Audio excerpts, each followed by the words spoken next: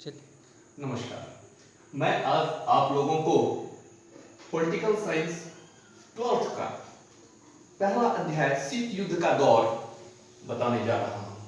शीत युद्ध का दौर से हमारा अभिप्राय है द्वितीय विश्व युद्ध के बाद से लेकर के सोवियत संघ के पतन तक का काल शीत युद्ध का दौर कहलाता है।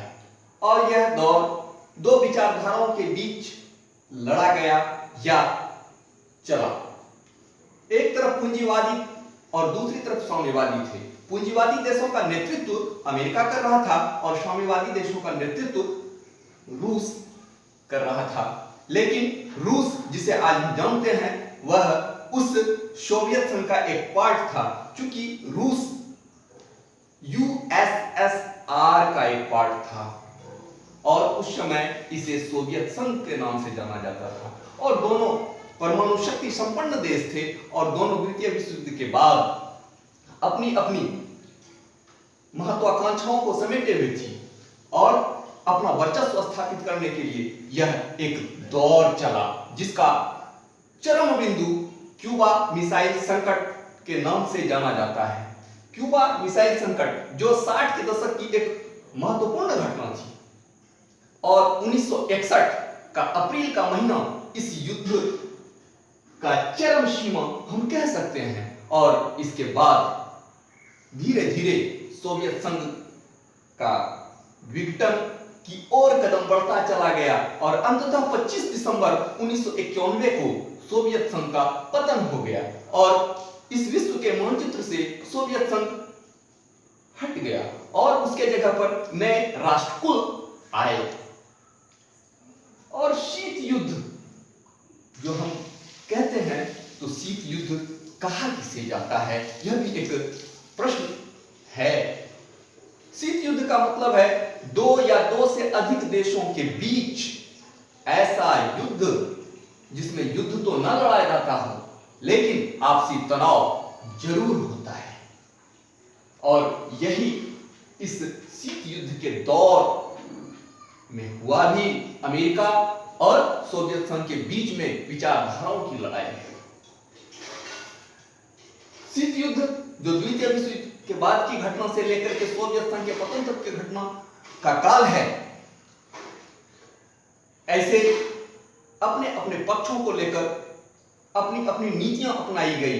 किसी ने नाटो की स्थापना की तो किसी ने सीटो की स्थापना की। NATO North Atlantic Treaty organisation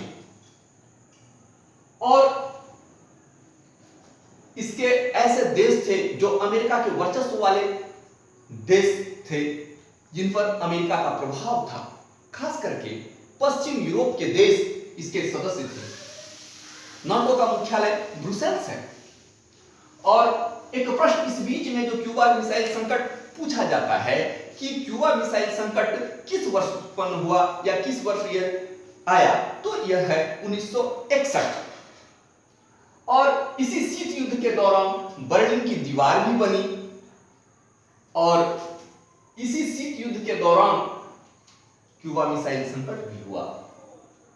अब प्रश्न है कि क्यूबा मिसाइल संकट न होता तो क्या होता। यह एक अनुत्तरित प्रश्न है जिसका उत्तर हमें ढूंढना नहीं है। लेकिन क्यूबा मिसाइल संकट एक ऐसा संकट है जहां पर लोग और समूची दुनिया यह देख रही थी कि अब तीसरा विश्व युद्ध होने वाला है। लेकिन केनेडी जो अमेरिकी राष्ट्रपति थे और ख्रुश्चेव जो सोवियत संघ के महासचिव थे दोनों ने समझदारी भरा कदम उठाया और युद्ध को टाल दिया और इस तरह से क्यूबा मिसाइल संकट समाप्त हो जाता है। इसके बाद यदि देखा जाए तो विश्व में डॉक्टर सुकर्नो एक ऐसे नेता थे जो इंडोनेशिया के पहले राष्ट्रपति थे और ये साम्राज्यवाद और साम्यवाद के बिल्कुल विरोधी थे। यह प्रश्न भी पूछा जाता है कि डॉक्टर सुकर्नो कौन थे। इसके बाद इस शीत युद्ध के दौर में एक अलग आंदोलन या अलग मूवमेंट को यदि हम देखें नजर दौड़ाएं तो वह आता है गुट निरपेक्ष आंदोलन। ये ऐसा आंदोलन था जो न तो पूंजीवाद की तरफ और न तो साम्यवाद की तरफ था। यह दोनों से अलग अपनी विचारधाराओं को लिए हुए था।